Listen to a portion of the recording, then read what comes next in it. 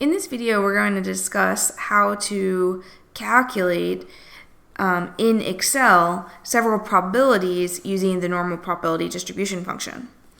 And we're going to talk about basically two different types of probabilities here. One, for a probability for just a single random sample, a single value, and then the probability for a sample mean, okay? And so what do I have here? What's going on? I have test scores that are normally distributed. All right, so test scores are what I'm measuring, and I'm assuming that they are normally distributed with a mean mu of 70 and a standard deviation of 25. Okay, so mu equals 70 and sigma equals 25. Now, note that these are population parameters, right? So this is from the entire population, right? And remember what's the difference between population and sample, but population is huge, right? This is all students that ever have or ever will take this test. From the population, these are the mean and standard deviation. And then, of course, we go and we get a sample, right? And the sample has a sample mean, which is x bar, and a sample standard deviation, which is s. All right, so just kind of remind you, what are these called? Mu and standard deviation are called parameters. X bar and s are called statistics.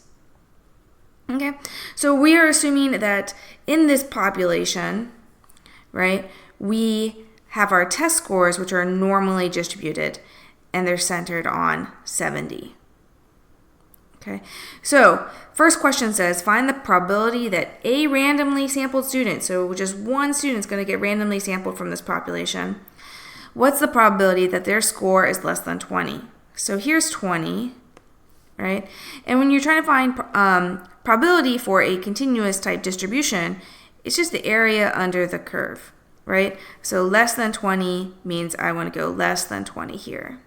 Right?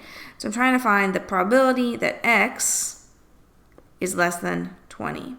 Now, a lot of times students, when they are coming off of learning about discrete probability distribution functions, they're not sure what about the equal sign. Okay? When you have a continuous distribution, the equal sign, it doesn't matter. Less than or equal to 20 is exactly the same thing as less than 20. And that's only for continuous distributions, which the normal distribution is a continuous distribution. The binomial and Poisson distributions, it's not so easy, right? Less than or equal to and less than are different. And you need to be careful about that, right? So when you have discrete distributions, you need to be careful about the equal sign. But when you have continuous distributions, you don't need to be careful about it, okay? Whether or not the equal sign is there, it's exactly the same calculation. Okay, so this is what we're trying to find, the probability that x is less than or equal to 20. And Excel will do this for me. Okay, so how do I do it? I have norm.dist, open parentheses, x. Okay, x is this 20. Okay, whatever you're trying to find, less than whatever this number here, that is what x is.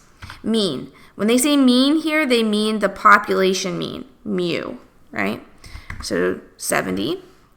And then standard deviation is also the population standard deviation, 25. And cumulative, for normal distribution, you will always write true. Unless you're in an advanced statistics course where you guys are calculating, the value of that function, then you're probably not watching this video. So you're going to always use true, okay? Always, always true for a normal distribution. Never, never do you say false, okay? All right, press enter, and there's our probability. So if I were to go home and convert this, I like to convert my probabilities to percentages, okay? So I would say, okay, so the probability that a randomly selected student scores less than 20 is about 2.28%. Right? It's pretty unlikely. All right, what about the probability that a randomly selected student scores more than 20? All right, so more than 20 would be this area over here. Well, if we remember, the total area under the curve, or total probability, is 1. right? So if I want to know what's the probability that x is more than 20, this would be 1 minus the probability that x is less than 20. Okay? So I could write equals 1 minus, right? And then I can type it in again. Norm.dist, open parentheses. My x is 20. My mean is 70. My standard deviation is 25. And I always write true for the normal distribution. Press enter, and there we go. All right, and I can convert this to a percentage again and give it a few decimals. Another way you could have done this is you could have typed in equals 1 minus, and then just use that cell reference there and press enter. Okay, so these last two problems are slightly different because I'm not finding the probability for a single one sample, right? A sample with only one. I'm finding the probability that the sample mean, right? The sample mean now test score is less than 75, right? So this is, for example, this is one sample, okay? And what's my sample size here? My sample size is 15, okay? So I have a random sample of 15 test scores. So that's what I'm concerned about. My n equals 15. So my sample size is 15. So this is a random sample, right? And it has a random sample mean. We don't know what the sample mean is. It's random depending on what the sample is. So this is what I'm trying to find. I'm trying to find the probability that x bar is less than 75, right? Well, what's the distribution for x bar? So remember, this is the distribution for x. What's the distribution? This is the distribution for x for test scores, right? The distribution for x bar is very similar, except, so it's still centered with a mean of 70, except the spread of my distribution is now different. It's no longer a spread of 25, right? So this was our standard deviation. The spread of a distribution for x bar is called standard error, right? So standard, here, I'm going to scroll down. So standard error, okay? So instead of standard deviation, we write standard error. What is standard error? It is the standard deviation for x bar, okay? So remember, 70 is the standard deviation for x. So what's the standard deviation for x bar? There's a formula for this. It's the central limit theorem formula, but it's very simple. It's basically sigma over the square root of n. Okay, so this is what I need to use.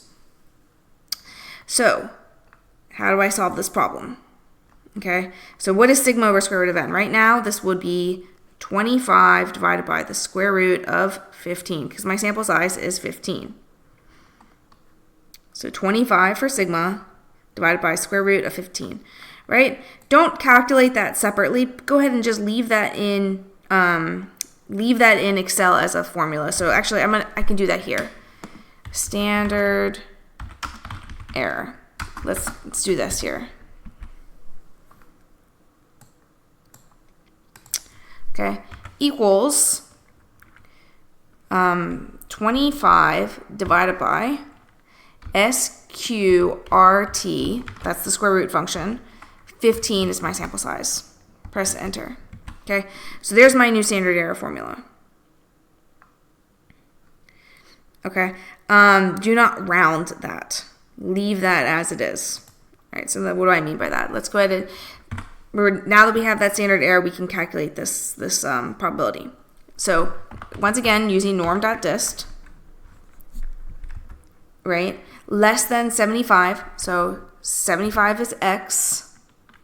The mean is still 70, nothing happened there. It's where the standard deviation is different. Now instead of standard deviation, I'm using standard error. So I am going to use a cell reference. I know this is kind of blocking it, but it's right here behind, it's in this cell, F11. That's where I did that calculation, Okay, so this guy's blocking it, but you can see it's behind there. And then always, always true. Close parentheses, and there we go. Now we can see I highlighted F11. So don't type this in, because if you type it in, you're gonna have rounding errors. All right. So press enter, and there is. Let me delete this. So there is the probability. Let's go ahead and convert that to a percentage. So I basically have a 78% chance that the sample mean of a sample of size 15 is less than 75. All right. What's the probability that the sample mean is between 40 and 80? Okay, so this is where it gets a little more difficult. I'm trying to find the probability that X bar is between two numbers. Okay. So let me draw out my distribution again. I have the distribution centered on 70. This is the distribution of X bar, not the distribution of X, right? So when I write my standard deviation, I'm going to give it the standard error, right, which is 25 over square root of 15. So my sample size is 15 here. So that's my standard error, right? Okay, so I'm trying to find this probability that I'm between 40 and 80, which is this area here. All right, when I give this to Excel, Excel can only tell me cumulative probabilities. Cumulative probabilities are always less than or equal to. So I could tell Excel, find the probability less than 80, but that's too much, right? So this is equal to the probability that X bar is less than 80, but that's too much. I need to subtract off something. I need to subtract off this back area back here, minus the probability that X bar is less than 40. All right, if I subtract off this back area, then I'll be left with this between area, which is what I want. Okay, so how do I do this in Excel? I type in equals norm.dist. Okay, first starting with this first blue probability, so I'll have 80 in for X. The mean is still 70. My standard deviation, right? Standard error, right? Because that's X bar, not X. So this will be, I can actually just use this cell reference right here. Okay, so I'll just click on that, F11, right? That's where that is. The standard error is right there in F11. Cumulative is always true. Okay, close parentheses, and then write minus. So I'm still going. I'm writing norm.dist, open parentheses. All right, now it's 40. So I'm calculating this red one here. Mean is still 70. Standard error is still in F11. So I type F11, or I could just click on it. And then I type true. Close parentheses. Press enter. Right, very likely. The probability that the sample mean for 15 test scores, the probability that this sample mean, right, 15 test scores, is between 40 and 80 is 93.93, right? So it's very likely that the sample mean is going to be between those two test scores, right? So notice to do these calculations, I never actually used the sample. All I cared about was that I had a sample of size 15.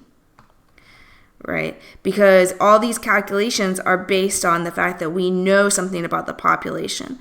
The population mean is 70, the population standard deviation is 25. Right? And then I went out and I collected a sample of 15. That's what matters. All right? Let me know if you have any follow-up questions about any of this. And thanks for watching.